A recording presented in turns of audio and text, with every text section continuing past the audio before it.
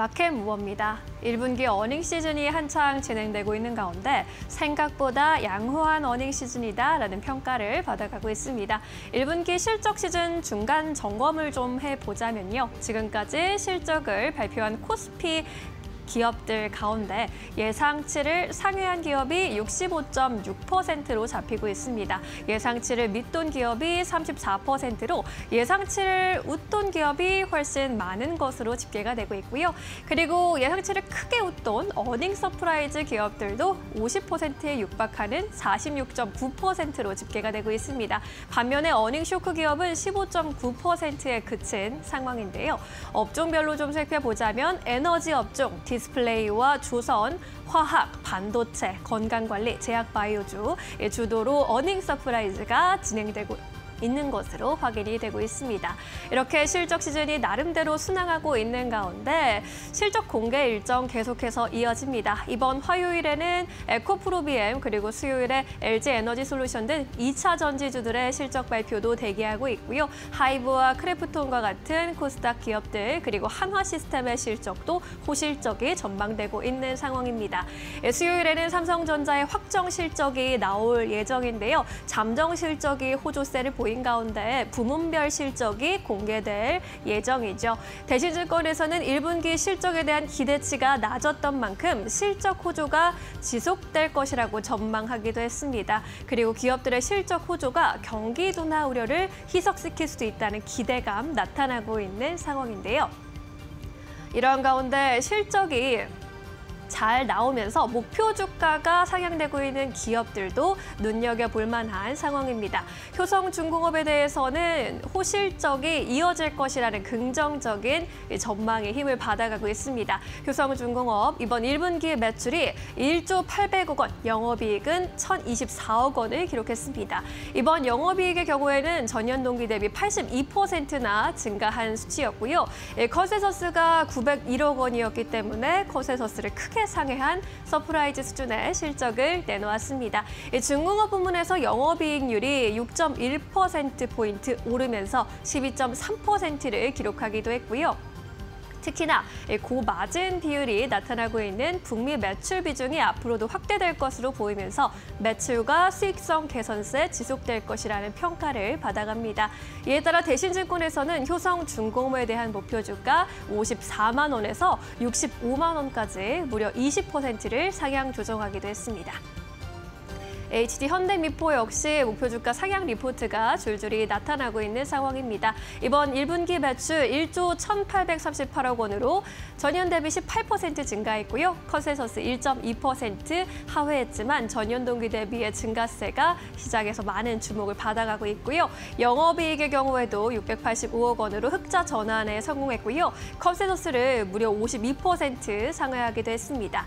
이번 실적의 핵심은 조기 인도에 성공했다. 라는 점 그리고 믹스 개선에도 성공하면서 구조적인 이익 개선세를 이뤄냈다라는 점입니다. 이에 따라 수주 전망도 밝다는 이야기 나오고 있고요. 안정적인 수주 잔고 이어갈 것으로 기대를 하면서 미래에셋에서는 향후 3년간의 영업이익 추정치를 각각 상향 조정했습니다. 목표 주가 역시 19만 8천 원에서 22만 원까지 11% 상향 조정하기도 했습니다. HD 현대미포를 비롯한 조선주는 전반적으로 이번 실적 시즌의 주인공이라고 해도 과언이 아닐 텐데요. 이렇게 실적이 잘 나오고 있는 숫자로 증명해주고 있는 기업들 안에서 해법을 찾아보시는 것도 좋겠습니다. 지금까지 마켓무버 함께하셨습니다. 네, 이어서 오늘 시장에서 핫한 기업들 하나하나 살펴보도록 하겠습니다. 오늘 첫 번째 기업으로는 박근호 이사님께서 금호타이어를 가지고 오셨습니다. 오늘 1%의 상승세로 거래가 되고 있는데 이 기업이 조용히 계속해서 좀 올라오고 있는 흐름을 보여주고 있습니다. 외국인과 기관 매수도 지난주에 조금은 좀 들어온 상황이고 차트로 봤을 때도 최근 들어서 좀 반등세가 확실히 좀 강력하게 나타나고 있습니다. 4월 10일 이후로 7일 이후로 계속해서 주가 좀 상승세를 타고 있는데 이 기업 요 상승세를 유지할 거다 이렇게 보시고 오늘 가지고 오신 걸까요? 네네네.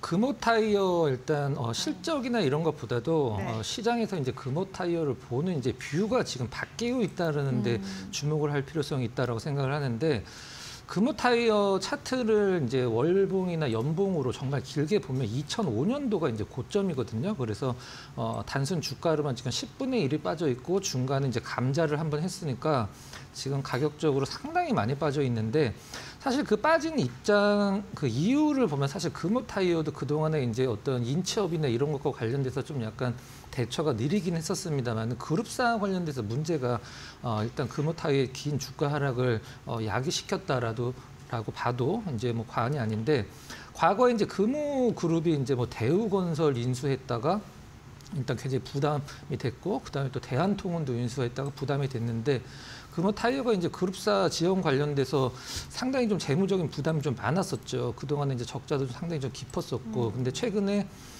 이제 수익이 좀 잘 나다 보니까 이제 결손금, 그러니까 보통 쉽게 얘기하면 이제 적자라고 생각을 하셔도 됩니다. 거의 다 이제 한 1,800억 정도 그동안에 적자 나온 거를 가장 쉬운 표현을 좀 약간 말씀드리면 좀 까나간다라는 표현을 쓰면은 과거에 뭐 몇 천, 6천억, 5천억까지 쌓여있던 지금 누적 적자가 지금 현재 한 1,800억 정도밖에 안 남았어요. 그래서 작년에 나왔던 실적이 올해 나온다라고 하면 이제 결손금을 다 처리를 한다라고 보시면 될 것 같고 물론 부채는 지금도 굉장히 좀 많죠. 실적이 내일 이제 발표가 되는데 잠정 실적은 나왔습니다. 일단 그 올해 이제 1, 2월 달에 이제 증권가에서 이제 컨센서스 나온 것보다도 훨씬 좀 잘 나왔어요. 근데 잠정 실적 나온 거 보면은 이제 매출이 1조 2천억, 컨센서스는 1조 1천억 원대였었죠. 한 500억에서 600억 정도 더 나온 것 같고 12% 정도 전분기 대비해서 영업이익은 일단은 뭐 1,400억대로 일단 뭐 크진 않습니다만은 그래도 컨센서스는 이제 좀 약간 감소를 예측을 했는데 0.6% 정도 성장한 것으로 이제 잠정 실적이 나왔고요. 우리가 보통 이 5월 3일 날 이제 자동차 관련 부품들 타이어도 마찬가지고 5월 3일 날 일단은 품목 관세가 이제 발효가 되는데 시장에서 그 3월 말서부터 이제 4월 초까지 금호 타이어가 사실 급락이 좀 나왔었어요. 요게 이제 그 부분과 관련돼서 아무래도 공장이 이제 베트남, 그다음에 중국 어떻게 그죠. 딱딱 찍어서 이제 가장 좀 관세를 많이 소위 얘기하는 두드려 맞은 나라에 있는데 이 부분과 관련돼서 사실 좀 약간 뚜껑을 열어보긴 해야 되겠습니다만 그런 미국 쪽으로의 금호 타이의 어떤 매출 비중이 어느 정도 되느냐가 상당히 중요할 텐데 일단은 금호 타이어 입장에서는 현재 미국에서 미국에 공장이 있긴 있습니다. 조지아에 이제 공장이 있긴 있는데 네. 미국 조지아에서 생산하는 이제 타이어는 본이라고 얘기를 하는데 330만 본 정도를 생산을 하는데 미국에서 판매되는 거의 한 20% 정도밖에 커버를 못하고 있는 상황이고 금호 타이어 전체 매출의 미국 매출의 한 30%를 차지하고 있어서 타격이 만약에 오래 간다라고 하면은 없지는 않을 것 같습니다. 근데 그런 부분들이 이제 금호 타이어 혼자만 문제는 아니라는 점이 시장에서는 이제 떨어졌던 부분들을 지금 현재 메워나가고 있는 상황이고 어느 정도 있지만 협상 가능성이 지금 시장에서 계속 나와주고 있기 때문에 시장에서는 그 부분들을 좋게 봐서 주가까지 좀 연결이 되는 것 같아요. 일단 금호 타이어 입장에서 실적에 가장 많이 그 영향을 미치는 게 두 가지가 될 텐데 물론 관세나 이런 것들도 있긴 합니다만 전통적으로 이제 천연 고무 가격이 상당히 실적에 많이 영향을 많이 미치는데 지금 천연 고무 가격이 좀 약간 하향 안정세를 보여주고 있습니다. 작년 1분기보다는 높긴 한데 하향 안정세를 보여주고 있다는 점이 상당히 긍정적인 부분이고 그다음에 아무래도 뭐 수출이 엄청 많은 기업이기 때문에 운임도 상당히 중요하거든요. 근데 운임 역시 지금 올해 1분기가 작년 1분기보다는 약간 높아요. 근데 일단 떨어지고 있는 구간이라는 게 상당히 중요한 부분입니다. 일단 금호 타이어 같은 경우 2010년도 전에는 사실 한국 타이어보다 위에 있었던 기업이었었는데 회사가 좀 약간 뭐라고 그래야 될까요? 노이즈도 좀 그룹사가 좀 많이 나고 R&D 투자를 못 하다 보니까 좀 약간 밀려 있어서 지금은 이제 우리 타이어에서 이제 보통 뭐 회사들 나눌 때 뭐 탑티어, 세컨티어 이렇게 나눌 두 번째 정도 위치하고 있는데 유럽에 이제 공장을 새로 좀 지어서 어떤 유럽 쪽에 이제 자동차의 본고장이다 보니까 어떤 그 밸류를 좀 높이겠다 이런 식으로 좀 금호 타이어는 얘기를 하고 있는 것 같아요. 차트 잠깐 보면서 말씀드리도록 하겠습니다. 월봉 차트를 보면 2005년도에 고점을 찍은 게 지금 한 17년 전이죠. 그 다음서부터 이제 별다른 반등 없이 한 17년 동안 떨어지고 있는 기업인데 최근에 바닥을 잡았다라고 하긴 좀 힘들긴 합니다만 앞서서 제가 말씀드렸던 시장에서 보는 금호타이의 뷰가 지금 달라지고 있습니다. 만년 적자인 기업, 그다음에 그룹사 노이즈가 있는 기업이란 뷰가 지금 바뀌고 있어요. 그 부분이 가장 중요하고 일단 3월 말서부터 4월 초까지 이제 관세에 대한 우려감으로 떨어졌던 부분들이 지금 좀 타이트하게 만회를 해주고 있는 상황인데 수급이 지금 만약에 금호타이어가 뭐 외국인이나 기관이 많이 들어와서 여차하면 이제 차익 실현할 수 있는 구간이라고 한다라고 하면 리스크가 있겠지만 기관 쪽에서는 지금 현재 4월 중순으로 이제 매도세가 끝나고 어떤 매수 쪽으로 전환이 된 부분을 체크를 할 수가 있고 외국인들은 뭐 크게 약간 좀 들어오고 나가는 부분은 없긴 합니다만은 3월달에 산 매수 부분은 계속 유지를 하고 있다는 점 참고를 하시면서 지금 타이어 3사들 실적이 작년에 굉장히 좋았고 올해 관세 영향이 만약에 좀 드라마틱하게 타결이 된다라고 하면 뭐 상당히 좀 좋은 자리가 아닌가라는 생각을 하고 있습니다. 네. 그 관세 이슈를 조금 더 지켜봐야 되겠다라는 생각은 듭니다. 네, 맞습니다. 금호타이어 만나보고 왔는데 일단 뭐 자동차 쪽으로는 워낙 관세 이슈가 무겁게 좀 짓누르고 있는 상황이다 보니 그냥 봤을 때는 금호타이어 괜찮지만 앞으로 관세 이슈가 어떻게 풀리느냐에 따라서 관심 종목에 넣어두고 보자라는 의견을 정리해보도록 하겠습니다.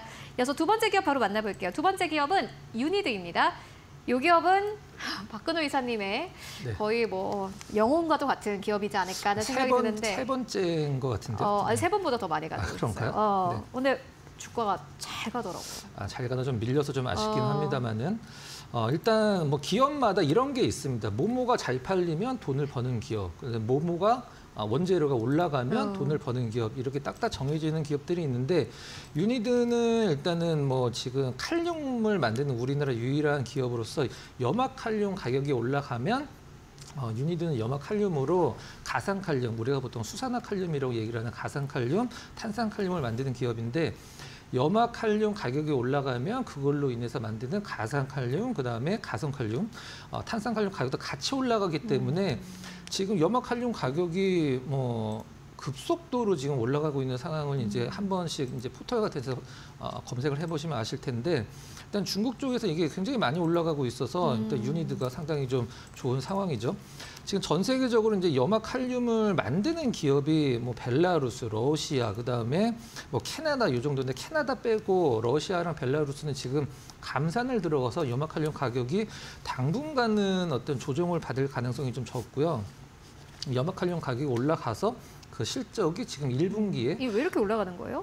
염화칼륨 가격이 네. 아마 비료 가격에 상당히 좀 영향을 미치고 비료 수요에 영향을 좀 받는 것 같은데 그런 부분들이 실질적으로 이제 1분기 올해 1분기에 영향을 미쳤죠. 1분기에 매출 3,225억에 영업이익 287억, 전 세계 넘버원 기업입니다. 우리나라에서는 유일하고 이걸 만드는 기업 중에 일단 전분기 대비해서 영업이익이 뭐 130% 증가했다라고 이제 발표가 됐는데. 가장 큰 영향을 미친 것은 아무래도 그 염화칼륨 가격으로 이제 가성칼륨, 탄산칼륨 가격도 올라갔지만 그 중국에 일단 그 이창에 공장이 있어요. 좀 크게 지은 거. 그게 이제 그러니까요. 본격적으로 좀 가동이 되기 시작한 게 가장 큰 영향이 있지 않았나라는 생각을 하고 있고요. 국내에도 가동률이 좀 많이 올라가고 있는 상황입니다. 일단 그 유니드는 일단 그 염화칼륨은 캐나다에서 거의 100% 조달을 하고 있기 때문에 그 러시아나 벨라루스 같은 데서 감산에 들어간 것과 관련돼서는 영향이 없다라고 이제 어떤 유니드 측에서는 밝히고 있는 상황이고요. 차트 잠깐 보면서 말씀드려보도록 하겠습니다. 파란색 선의 기관 수급, 그다음에 빨간색 선의 외국인 수급을 이제 같이 보시면 될 것 같은데요. 그냥 딱 봐도 기관 수급이 들어오면은 그 유니드의 주가가 그러네요. 상승하고 최근에도 마찬가지긴 합니다만은 계속적으로 유니드 주가가 하락을 할 때도 기관은 꾸준하게 좀 매수 쪽으로 들어왔고 외국인 매도가 좀 약간 영향을 좀 미친 것 같아요. 최근에 거래량도 좋고 유니드는 이제 우리가 보통 그 화학 기업들이라고 표현을 한다라고 하면 그 유가에 많은 영향을 받잖아요. 근데 유니드는 유가랑은 거의 상관이 없는 기업이기 때문에 어떤 유가가 좀 약간 널뛰기를 하더라도 그것과 관련돼서는 굉장히 풀이한 그 실적을 나타낼 수 있는 상황이고 정리를 하면 이런 표현이 맞나 모르겠습니다만 가만히 있어도 실적이 좋아질 수밖에 없는 상황이 지금 유니드 입장에서는 지금 마련이 돼 있기 때문에 어떤 뭐 글로벌 탑티어고 우리나라에서 유일한 기업이기 때문에 이 염화칼륨 가격이 특별히 빠지지만 않는다라고 하면은 1분기에 잘 나온 실적이 2분기, 3분기까지 좀 연결될 가능성이 상당히 좀 농후하다 이렇게 표현하고 주가도 사실 그렇게 많이 오르진 않았기 때문에 뭐 나름대로 뭐 주가 메리트도 존재한다 이렇게 좀 표현을 하도록 하겠습니다. 네, 유니드 주가에 대한 좀 매력도도 있다라고 의견 전해주셨는데 최근에 현대차증권에서는 유니드의 목표 주가를 12만 원대까지 상향 조정하기도 했습니다. 뭐 수급에 대한 이슈 그리고 증설 효과가 분명히 있다라는 의견 나왔는데요. 여러분들 함께 참고해 보시면 좋을 것 같습니다. 네, 지금까지 박근호 이사와 함께 이야기 나눠봤습니다. 말씀 고맙습니다.